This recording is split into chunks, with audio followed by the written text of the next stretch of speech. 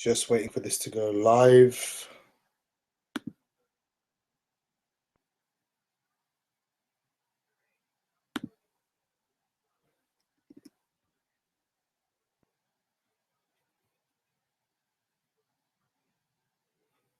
Please let me know in the comments section and the live chat, sorry, even if this has gone live. Just double checking everything. These Hangouts tend to take about 10 to 15 seconds to upload onto the YouTube. So I'm not sure if it's gone through. It says it's offline. So it's streaming now, actually. Yeah, okay, cool. I'm sure we're up and running. So yeah, guys, this is the second edition of the Jet Goes Live live stream edition, sort of, that sort of stuff, all that good stuff. And yeah, I'm looking forward to today speaking about a multitude of different things. Dave Allen versus Dillian Whyte has been made. Golovkin versus Brook has been made, and I have some interesting news on that as a personal sort of tidbit on that. So yeah, I will talk about that in a bit more depth in a short minute. But Eubank Jr, where he goes from here, I kind of posted my my thoughts on that, but we'll talk about that in a bit of depth. And Charlie Edwards getting a world title shot today. Krusher fighting against Chilemba today. So there's a lot of stuff going on in the boxing world. There are a few things that I saw on Boxing Scene. I will have to go back on it while I'm on air. And if anyone else wants to does want to talk about it, please do put your thoughts in the chat. I'd like to interact with some of you guys, and you guys always comment on my video. Sorry. So yeah, I just want to get a bit of a live sort of interaction instead of interaction just over the comment section. At least it gets your thoughts out and gets you guys' opinion out, not just me running at screen. Sorry, I'm actually watching Ben versus McLennan in the background on Box Nation, which because I was just watching the Isaac Chilemba versus Krusher Kovalev fight. So yeah, if I do look at the screen, it is because it was a very exciting fight. So I'm certainly not looking at Frank Warren and the rest of the panel boring me to death at this moment. But yeah, let's get into it. Let's just check who's in the chat. Anyone posted in the chat? No one's posted yet. I'll say a brief hello to everyone. So, but yeah, I mean, let's get right into it. Let's talk about Golovkin versus Brook. Massive fight in terms of the fight itself. It's huge in terms of revenue for both of them. Sorry, it's very humid in my room, so yeah, trying to cool down. I just had a brief shower as well, so yeah, very, very hot. Got this drink to keep me a bit active during this evening. So yeah, Golovkin versus Brook. My thoughts on that are really, at this moment in time, I think for me, it's very tough to say. I'm not sure what other people think. I'm not sure what everyone thinks, but for me, it's very much so. Just a sort of fight to bring Golovkin over to the UK, get more exposure. But I mean, in terms of Brook, where does he really go from here? Is he being sacrificed by Eddie Hearn? I mean, Eddie Hearn and himself are friends. They're very very close, very pally. So I'm not actually sure what they would benefit with Brook fighting a massive fighter in terms of just stature, the pure aura around Golovkin. He's been superb in his pro career. I know some people in the comment sections of Boxing Gossips videos earlier were saying something about Kasim Umar. and in the podcast videos, they were saying something about Kasimuma making Golovkin look bad. For me, in that fight, Golovkin looked pretty decent. That wasn't one of his better nights, certainly, but from that fight, as I said, I think I may have said it online or offline, I can't remember, but I did say from that fight to someone like Gregor's Proxer, who was pretty decent at the time, Golovkin really improved from that short space of time, and on top of that, he really improved. He's really improved since then. I mean, the David Lemieux performance has been really good. There's been a lot of sorry, looking at the video. Sorry, looking at the TV again. But no, I mean, there's been a lot of people who have said GGG's resume is very poor. He hasn't really fought the elite opposition, that sort of stuff. But I mean, some of the opponents he has beat, they've been very sturdy. Martin Murray obviously took him 11 rounds. For me, Martin Murray ran the whole fight, to be honest.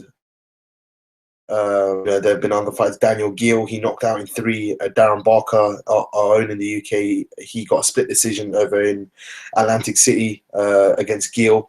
So it kind of shows the level that Golovkin's operating at. He's knocking out, sort of top 10 ring rated middleweights, and he's knocking them out with, relative ease.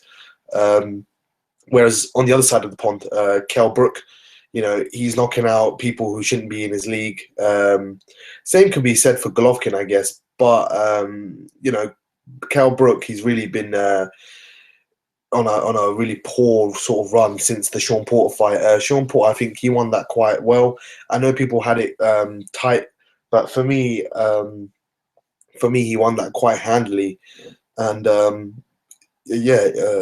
my thoughts on Kell Brook are he's very good at welterweight, probably the number 1 welterweight. A lot of people are saying Keith Thurman is number 1 after the Sean Porter win. But, I mean, he's faced Robert Guerrero, Charlie Navarro, I think, Luis Collazo. He's faced, but nothing really, nothing really special. Kell Brook certainly really hasn't boxed anyone but Sean Porter. And based on Sean Porter, it's hard to rate him at number 1. But can we really rate, Keith Thurman at number 1? Whose knockouts have dried up. I know he beat Bundu as well. I forgot he beat Bundu, but I don't think everyone else's thoughts are. Please put it in the chat if anyone's here. We've got about 6 people viewing, so it would be good to get you guys' thoughts on and see where you guys kind of put Kell Brook and his win against Porter versus Thurman and his win against Porter. It would be really interesting. So a side note on Kell Brook was that I wanted to discuss in the video, but I didn't actually get a chance. I done quite a long one, about over 10 minutes easily. But I want to talk about Jesse Vargas, and I forgot to mention him. Jesse Vargas turned down a career high payday. From what I've heard, he got about $600,000 to fight Tim Bradley, and for me that's appalling in terms of his career high and the money he could have got to face Kell Brook and seemingly stalled. I don't know if it's because he felt the judges were unfair. He has brought that sort of criticism up before he fought Saddam Ali, before the WBO world title was on the line. He did say he didn't want to fight Saddam Ali in his hometown because he thought the judges would be, they would be biased and that sort of stuff. But over in the UK, we haven't really had sort of, we haven't had terrible decisions, but we haven't had bad decisions either. There's been a mixture of really bad decisions, really good decisions. I mean, one of the worst decisions I've seen was the 120-107, I think, card against Hisashi Amagasa when Warrington fought him quite a month or 2 ago, and for me that was absolutely appalling. I felt embarrassed to be attributed with that in terms of a boxing fan, a UK boxing fan, let alone a boxing fan. It was very poor. But then we've had some we've had some good decisions as well. Another bad decision I can think is probably Andy Crawler versus Darlis Perez. Many people thought Andy Crawler won. I had Andy Crawler winning definitely in the first fight, and justice was served. Sorry, in the second fight, he KO'd him with a body shot, so it was not so bad. Um, there's been other good decisions. I don't have to kind of go on a backlog about it, but you know, I don't think that's what Jesse Vargas his primary reason for not coming over is. Maybe he was stalling, thinking that Eddie Hearn would probably pay him more money. But for that sort of stature of opponent, Jesse Vargas is the weakest link among the world champions for me. He struggled at 140 as well. Callum B put it in the chat last week on Boxing Gossip's live show, where I actually appeared on the hangout with him, which I could also do today, assuming he does one. I will actually tweet him right now. But yeah, for me, in terms of Jesse Vargas, I think he's been an absolute numpty, to be honest. He's turned on a career high payday. He's really, really, he's really put himself in a pickle, and I'm not sure who wants to fight him. I've heard Jeff Horn actually calling him out this week, and he said Jesse Vargas is actually the weakest champion at 147, and he's the easiest champion at 147. So, there are some people that share the kind of sentiment that was shared while the Kell Brook Vargas talks were actually ongoing. That a very weak champion in terms of marketability. He's not very marketable.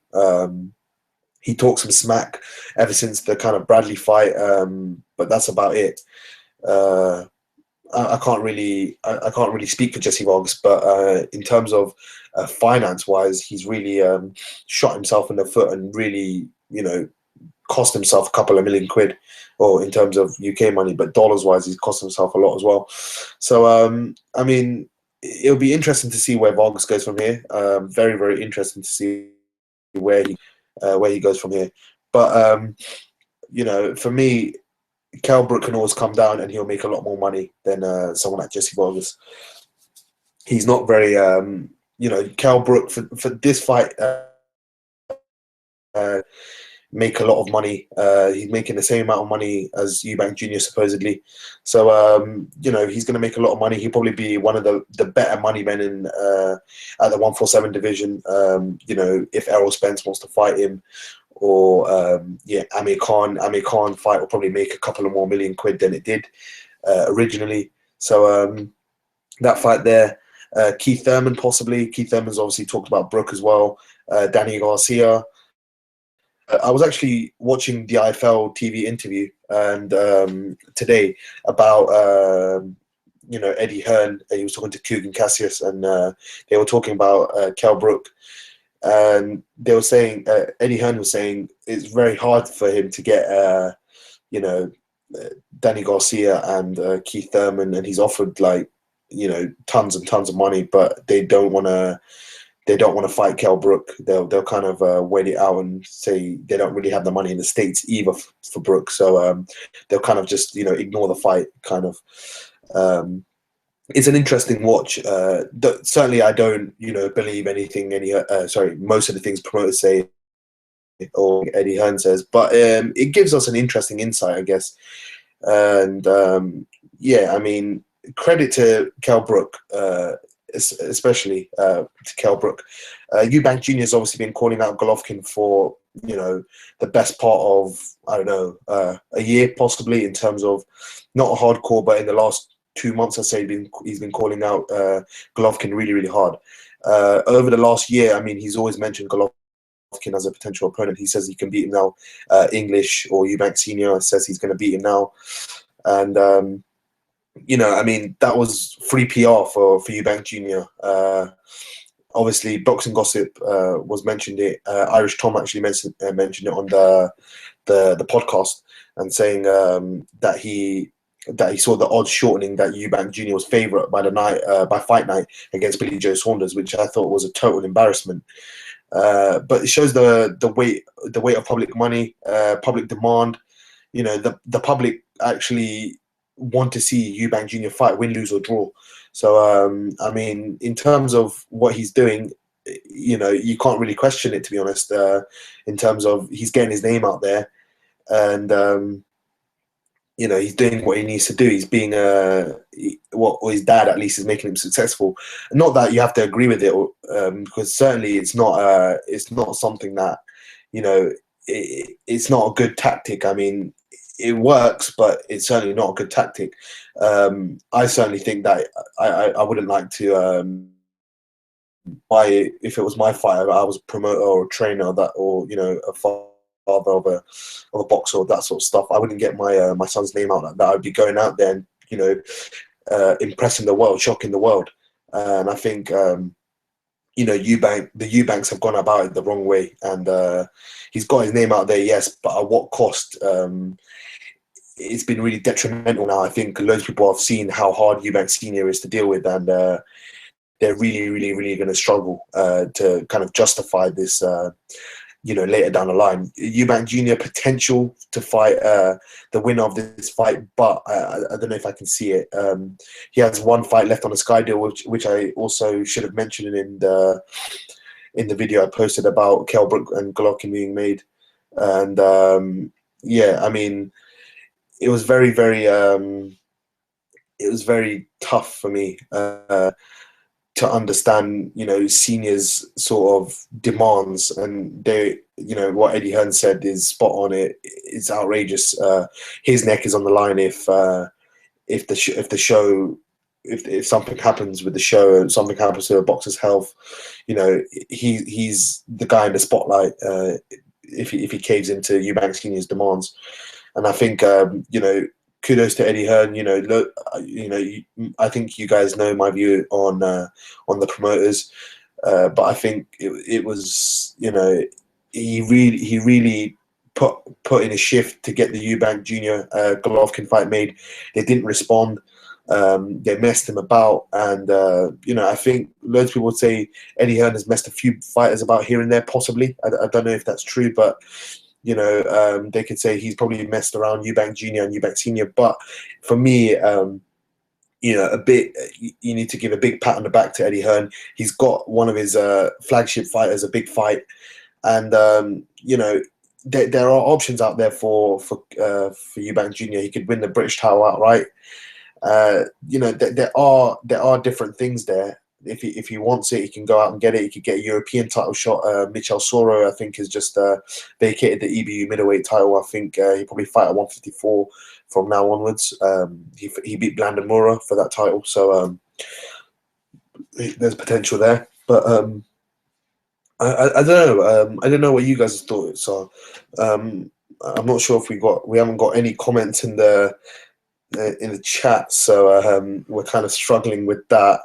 But yeah, if any of you four who are viewing at the current minute, please do you know, please do comment your thoughts. It really makes it more interesting rather than me just, you know, sitting ranting at the screen. It's certainly not as enjoyable. Now we have 3 viewers, but if you guys can do that, it'd be great. But yeah, in terms of what I think of that, I think, you know, the fight is what it is. Golovkin's probably going to win that fight pretty handily. I mean, what happens after is really, you know, really key. I mean, I'm really interested to see what happens after. Eddie Hearn did say there was a September 10th date for Golovkin over in the States. So, you know, I was really interested in who that opponent may be. You know, if anyone has an inkling to who that opponent may have been, please do let me know.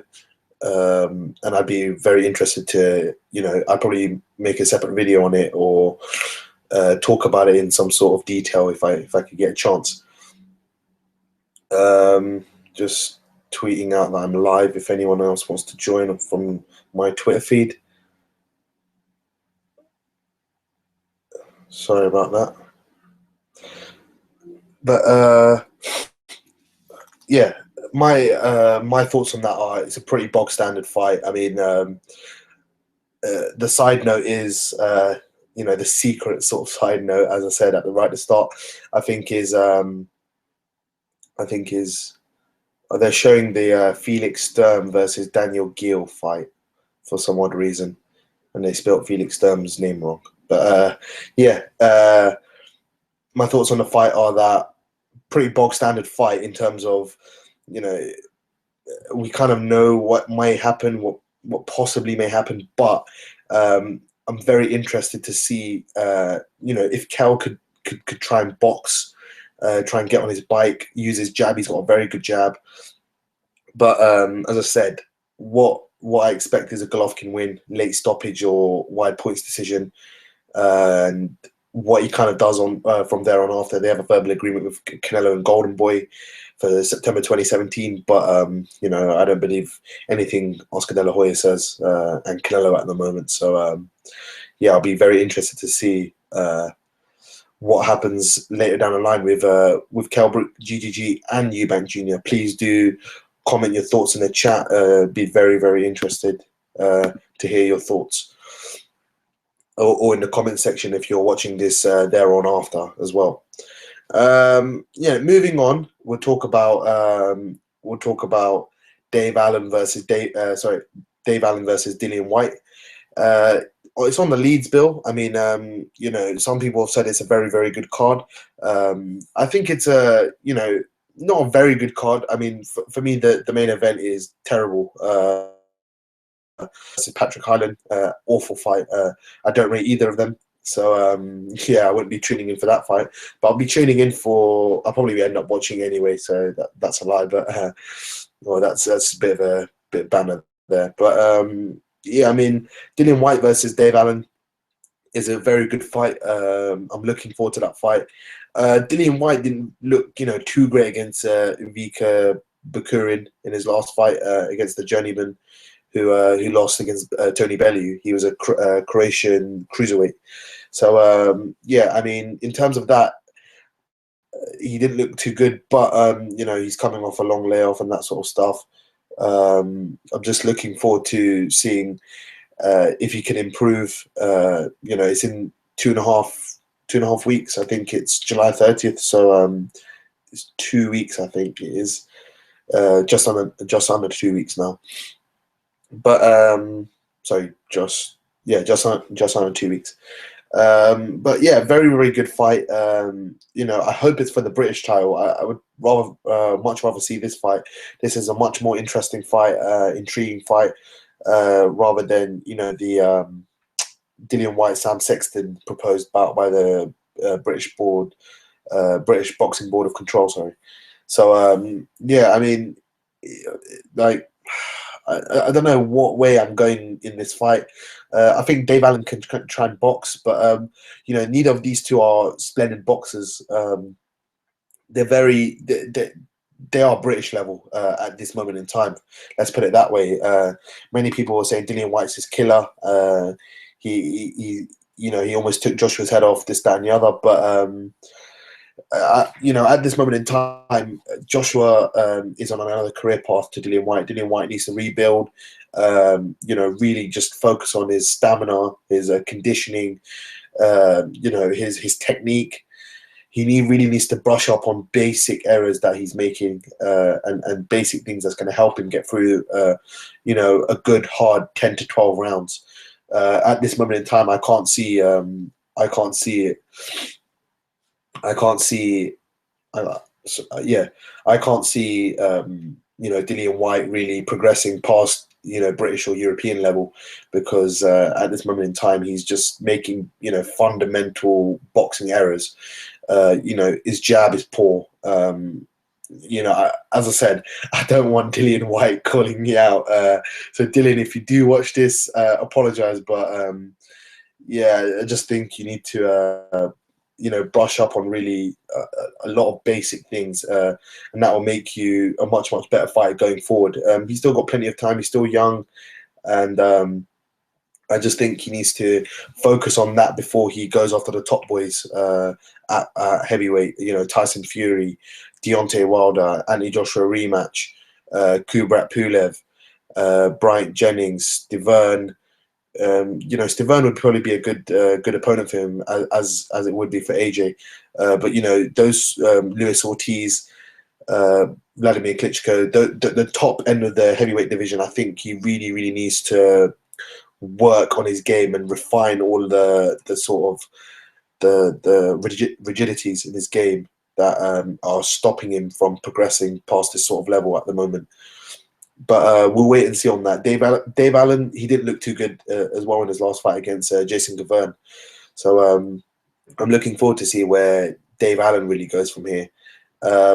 He's back with Dominic Ingle, I think, and he's got about 2.5 weeks to prepare for this fight. I don't know if it was smart to take the fight on this short notice, but he said he was inspired by Kell Brooks. So let's see how Dave Allen does.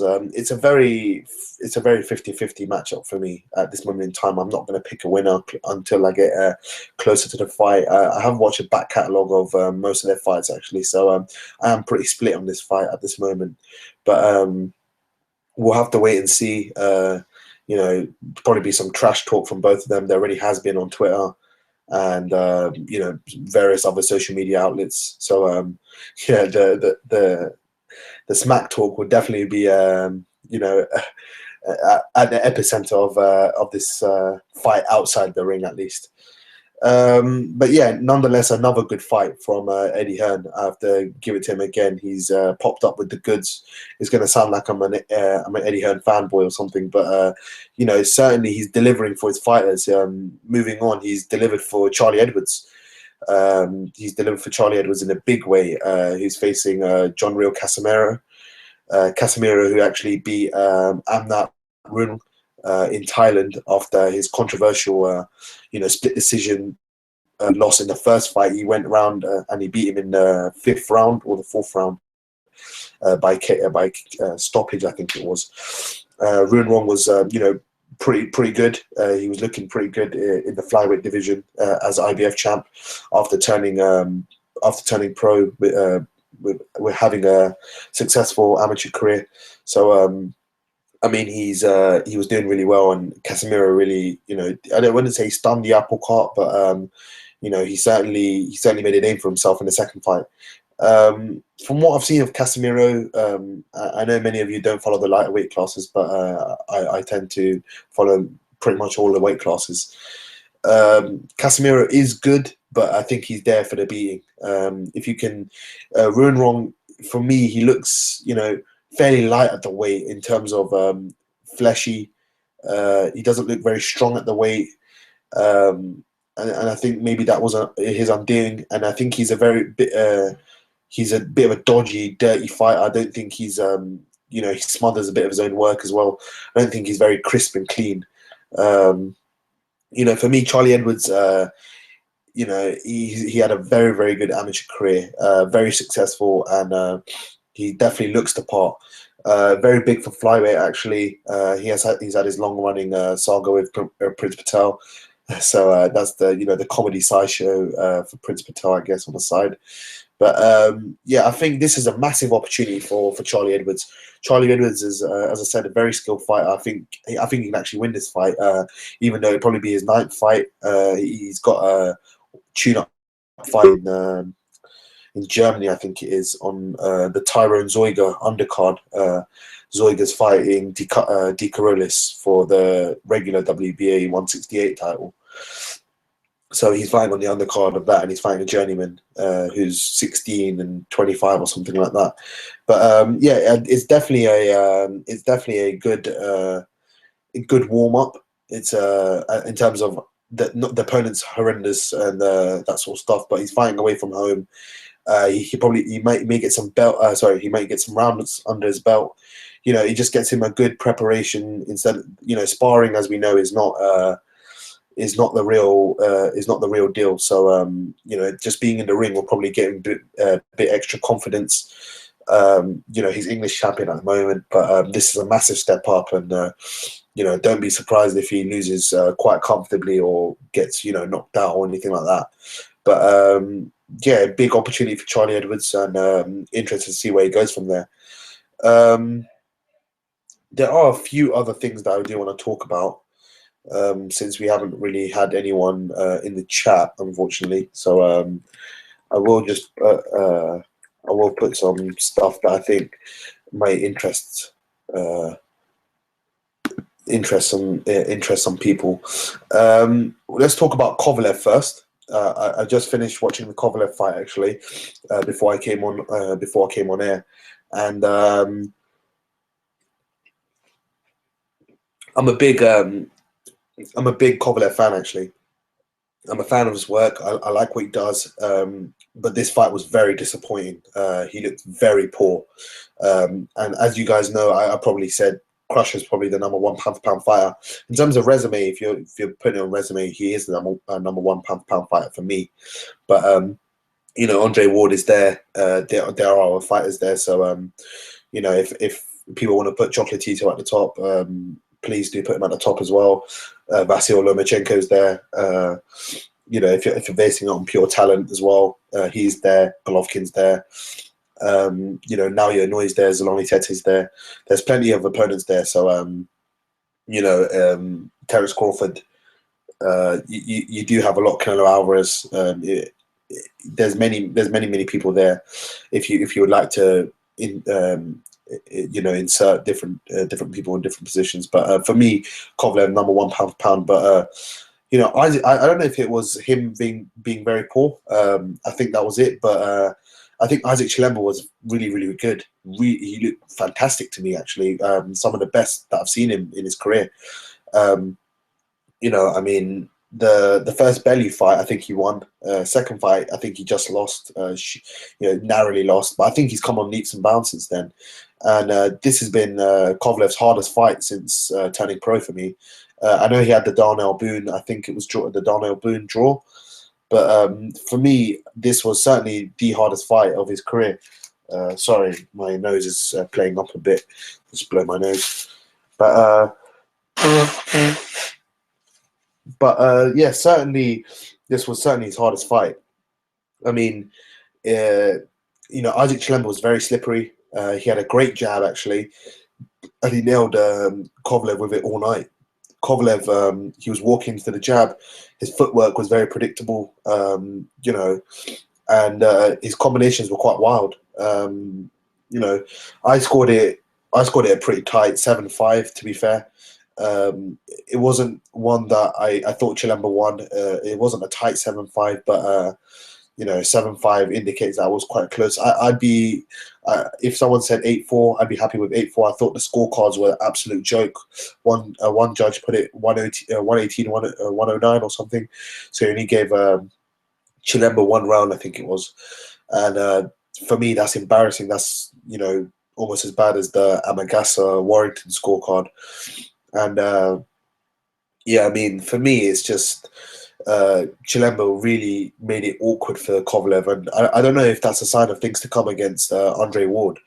Andre Ward is very slippery, very awkward, unorthodox. He'll come in at many different angles. He's dirty. He can rough Kovalev up. Kovalev looked to run out of steam. I don't know if he was weight drained or he just punched himself out in the 7th or 8th, I think it was. So I think it was very, very, very tough, a very tough night's work for Kovalev on his homecoming in Russia, and I think a lot of it had to do with Chilemba being very, very good. From what I know, Chilemba was supposed to actually face Tommy Oosthuizen. Tommy Oosthuizen's obviously had some personal issues, and his trainer pulled him out of the fight, which I thought was very, very, good and smart. But Chilemba is a handful for anyone at 175. I thought he won his last fight against Elado Alvarez. I've openly said that on the podcast, on many Boxing Gossip live shows, on my own videos. Elado Alvarez, BG is quite high on him, but me not so much. I think he's pretty average. I think Chilemba is very, very good in what he does, and he makes it he's just a stylistic nightmare for anyone to face. He can box inside, he can box outside. He can hold at times. He can he can do many different things. He doesn't hold all the time. In this fight, he certainly didn't hold. He took Kovalev's punches very, very well. and he held a few times, but that was about it, just to negate Kovalev coming in, quicker than he expected. He took that little half step, quarter step back, and he just used, the shoulder feints and, the little feints here and there that really put Kovalev off. And, Chilemba really, really impressed me today, more so than he's done in his entire career. I've watched a lot of fights of his, and I've never been as impressed as I was today. Even against Alado Alvarez, I didn't think he was as good as he was today. And, he came into Lose Yourself by Eminem, I think it was. And it was really the perfect song. I think he was psyching him up, and he certainly took the words that Eminem put in that song and put it to good use. And he really it was a good sort of tribute fight, I guess, in terms of that, but also just boxing as well. He was just really, really good, and he can come again. He's 29, I think. He's got plenty of time, and I'd like to see him try and win a world title, a proper world title, not an IBO or that sort of stuff, but a really, really good world title, and because he deserves it. But yeah, I mean, let me know you guys' thoughts if you're watching this after, since we haven't really had anyone in the chat. Which is a bit of a shame. I would have preferred if you guys had got involved, whoever was watching, but I appreciate it nonetheless. I think we got to about 6 viewers, so thanks for everyone viewing, and I hope you like the content. I'll talk about probably one more thing. I'm going to talk about Tony Bellew versus BJ Flores and David Haye on Twitter. I'm not going to talk about the fight itself because they haven't been made or anything. Tony Bellew obviously won the WBC Cruiserweight title, in May time against Ilanga Makabu. Yeah, it was a really good performance. He got knocked down in the first round. Makabu broke his nose, and Bellew got back up, very game, and he really put in a shift. He bit on his gum shield, and in the third round, he horrendously knocked Makabu out. It was a brutal KO, and yeah, he hasn't really looked back since then. He's been calling out David Haye, infamously called out Fish Eyes, aka Frank Warren, which I thought was absolutely hilarious. And yeah, I mean, he's gone from strength to strength in terms of calling out people. I think he's got a newfound confidence within himself, which is fair play to him. As far as I know, he's mandated to face Grigory Zod next. Sorry if I butchered that name, but yeah, I think it's Drozd or something on the lines of that. But he's very, very skilled. He was former WBC champion, but he couldn't defend against Makabu because of a hand injury, serious hand injury. So I think he'll come back and fight him. He's mandated to face him next. I think he'll probably lose that fight if he does face him next. The winner of that has to face Maurice Bridis, who's a big Latvian banger who has some good skills. He famously knocked out Manuel Charm 4 at heavyweight. Maurice Bridis looks like a real handful, so I think he'll lose to either one of those. Firstly, Zod, I think. But he's been calling out David Haye, obviously, and BJ Flores as well. And, they've been going back and forth on Twitter. But, what do you guys think on BJ Flores versus Tony Bellew? Not so much David Haye. I think many boxing fans' consensus is that David Haye would brutally KO Tony Bellew, who's defensively pretty dodgy. But BJ Flores, who lost to Shumenov, who's the WBA regular champion at cruiserweight. So yeah, let me know your thoughts on BJ Flores versus Tony Bellew. Do you give BJ Flores a chance of winning that fight? Do you think the bomber could knock out BJ Flores? Also, on a side note, talking about bombers, the bomber Adam Etches actually called out Eubank Jr on Twitter, and Eubank Jr tweeted, "Weren't you the guy who got handed a loss by a journeyman?" When he was actually talking about Kamitsky. So yeah, there's been a lot of stuff on the social media outlets this week. So if you're not on your social media, please do check it out. there is some banner around there, and there's some pretty dodgy stuff going on with English tweeting Ant and Dec and David Beckham and those sort of celebrities, very fame hungry it seems. But yeah, please do let me know your thoughts. Since I haven't got anyone in the chat, please do let me know your thoughts in the comment section when this is uploaded. I'll be really interested to hear everyone's thoughts. If you enjoyed the video, the live stream, please give the thumbs up. We got up to about 6 viewers. I know that's not brilliant, but I just I'm just starting off, and for me, I'm just hoping that the content I give out is pleasing you guys, and I hope you enjoy it. And you find that it's another way for you to give your opinions and get it's a different path. So it's not just me just running at the screen. I want you guys to get involved as much as possible. That makes it more fun, and just gets everyone else to have an opinion as well, not just myself. And yeah, I'm going to wrap it up. Hope you guys enjoyed it again. We'll catch you very soon. Make a separate video on some stuff going on in the boxing world, as there's always news seeming to be flying about at the moment. We'll catch you guys on a podcast and maybe Boxing Gossip's live show later on if he does one. Take care, guys, and I'll speak to you soon. Peace.